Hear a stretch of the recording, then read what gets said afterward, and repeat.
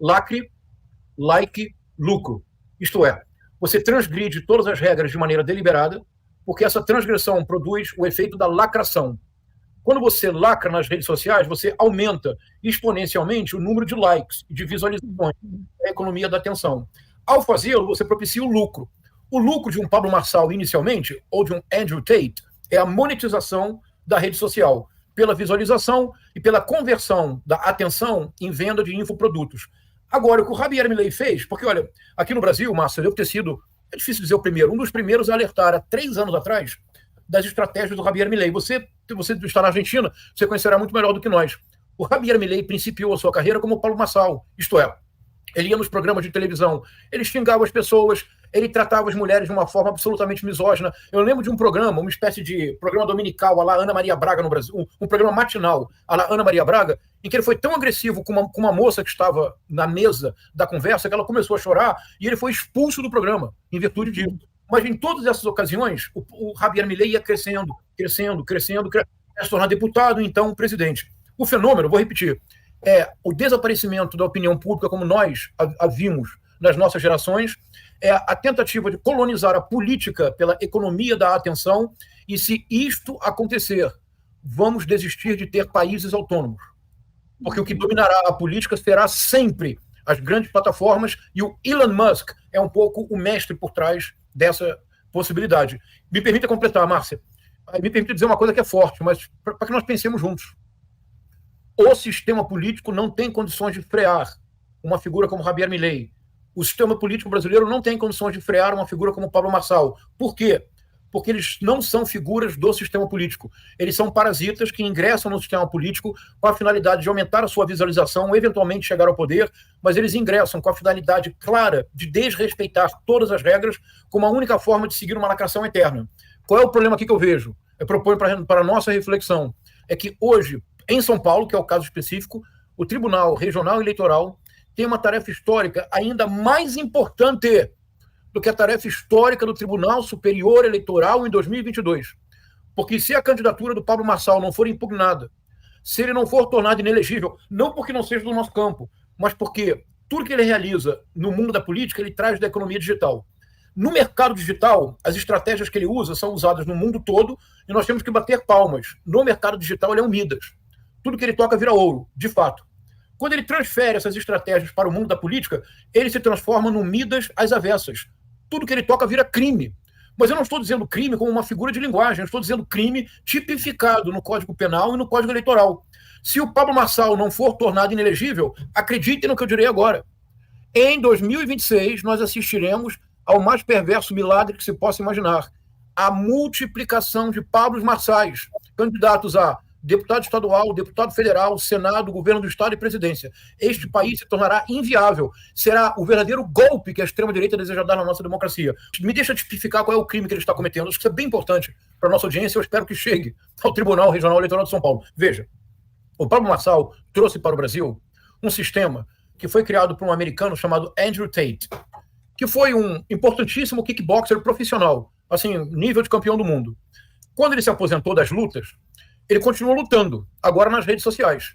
E ele rapidamente se tornou uma celebridade mundial, graças, sobretudo, a um conteúdo que é, assim, inaceitável. Misógino, transfóbico, homofóbico, xenófobo. É o grande ícone mundial desse movimento Red Pill, desse movimento de afirmação da masculinidade, etc, etc. Em 2021, o Andrew Tate teve uma ideia, como ideia, Florestan, genial. Ele fez o seguinte, ele tinha muito conteúdo nas redes, ele criou um campeonato internacional de cortes dele mesmo. Isto é, ele se reinventou como se ele fosse uma plataforma. Pessoas no mundo inteiro faziam cortes de falas polêmicas do Andrew Tate. E aqueles cortes que mais viralizassem, ele pagava com dinheiro. Como faz o Marçal hoje? Mas o Marçal veio do Andrew Tate. O Marçal adaptou o sistema do Andrew Tate. E aperfeiçoou. Aperfeiçoou como?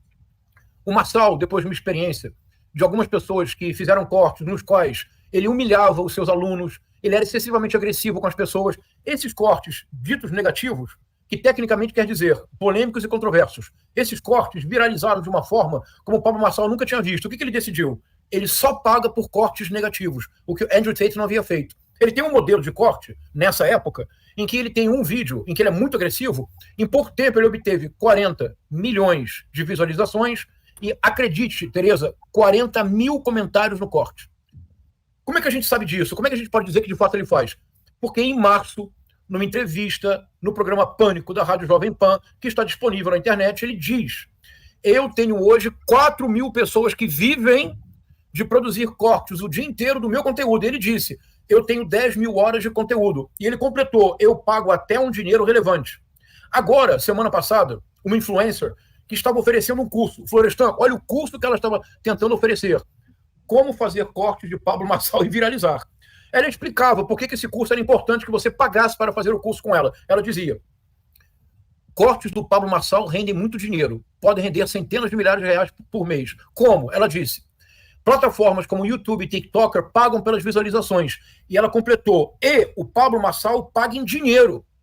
Agora, no período eleitoral. Isso quer dizer que o Pablo Marçal montou um sistema de comunicação que é uma autêntica guerrilha ou máfia digital. Ele tem mais de 4.000 pessoas que trabalham para ele todos os dias, viralizando os seus conteúdos. Portanto, quando o Pablo Marçal diz que tem 14 milhões, 13 milhões de seguidores, não são necessariamente orgânicos, porque para poder fazer cortes do Pablo Marçal, tem que ser seguidor dele para ter acesso ao conteúdo. Isso é um crime eleitoral, Florestan, de uma gravidade suprema. Um número enorme de pessoas neste país já foi caçada e tornada inelegível por abuso de poder econômico, uso indevido dos meios de comunicação. É talvez o mais grave, tirando suborno, compra de voto, claro, é talvez um dos mais graves crimes do Código Eleitoral. E ele insiste, porque ele foi advertido, ele continua fazendo. Configura um outro crime, que é um crime espinha dorsal do Código Eleitoral, que aliás é muito brando, que é o artigo 347, crime de desobediência. Portanto, é isso mesmo, Florestan. Se nós não tivermos a coragem cívica de dizer isto é a barbárie sendo naturalizada, a colonização da política pela economia da atenção implicará a imposição de uma ditadura das grandes plataformas, nós não teremos nenhuma possibilidade de ter um programa como este, porque a visibilidade de vocês será reduzida ao máximo, será algo residual, e ao mesmo tempo, se um candidato comete uma série de crimes continuadamente no processo eleitoral, o que ele está fazendo de fato é ridicularizar não um candidato, mas, Florestan, o processo eleitoral. É o processo eleitoral que se torna caricato. É o processo eleitoral que se revela incapaz de se defender a si mesmo através da justiça eleitoral. Por isso, ainda que o que eu vou dizer agora seja impopular, o sistema político não tem condições de enfrentar uma figura dessa. Pelas razões que eu expliquei. Cabe ao Tribunal Regional Eleitoral declarar a candidatura impugnada e o candidato inelegível pelos crimes que cometeu. Se isso não for feito, vou repetir, em 2026, nós viveremos na antessala do inferno, que será a proliferação em todo o país, em todos os níveis, de Pablos Marçais. Será o verdadeiro golpe que a extrema-direita deseja dar, porque é o processo eleitoral mesmo que será totalmente desmoralizado.